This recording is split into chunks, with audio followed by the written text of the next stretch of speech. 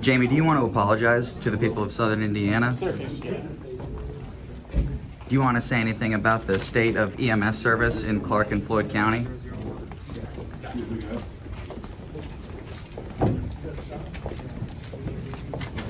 Why did you change your plea today? Silent but guilty. The dramatic moments in the hallway. That's our Travis Breeze asking the questions of the former Clark County, Indiana Sheriff Jamey Noel in a matter of minutes, admitting that he did it. The wide-scale public corruption that involved high-end vacations, college tuition spending, new suits and cigars, and antique cars. It's our top story at 6. Hello, everybody, and thank you very much for joining us. We have in-depth coverage for you coming up. A story we've been following closely since his arrest in 2023. Jamey Noel's misuse of company money, leading to at least 4 arrests and more than 60 search warrants from Indiana State Police investigators. Well, he wasn't the only person in court today, as the net of arrests widened just last Friday. Clarksville, Indiana police officer John Miller and Brittany Faree, former council member, in front of a judge today, accused of benefiting from the stolen money. Travis Breeze and photojournalist Jessica Farley were in the packed courtroom today. They got to see Jamey Noel take the stand for the very first time. And Travis is reporting tonight coming up. Travis?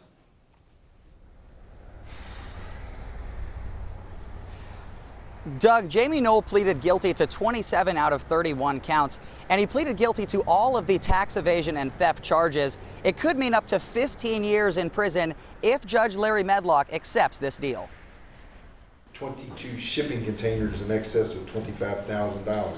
And you acknowledge that, in fact, those things did occur, correct? Yes, sir. You made a false 2018 tax return. What I've said in a long way is that you engaged in tax evasion. Yes, sir. A packed gallery watched as Jamey Noel pleaded guilty to 27 of 31 charges. Judge Larry Medlock, who has slammed his gavel and shown little patience with Noel in this case, had only this to say. Shameful. Shameful. 4 charges of ghost employment were waived, and Noel has been ordered to repay over $3 million.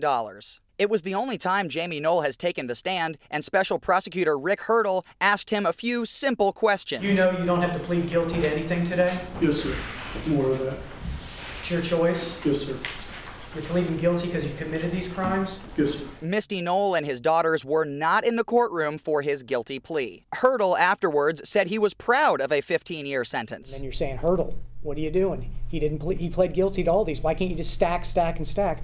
Well, there's provisions within the state of Indiana that does not allow for things to be consecutive to one another. But Judge Medlock said before he accepts the deal, he wants the people to weigh in directly to him. And I mean not just management, not just the sheriff's department, I mean EMS workers that have lost their jobs. New Chapel EMS, the department where the fraud occurred, now downsizing. I think it was very vindicating to have that. I think this is a day that a lot of us here in Southern Indiana were looking forward to hearing. I asked Noel the question he would not answer, but the one everyone has been wondering. Jamey, do you want to apologize to the people of Southern Indiana? But those people will get a chance to speak directly to him, likely in the next 30 days.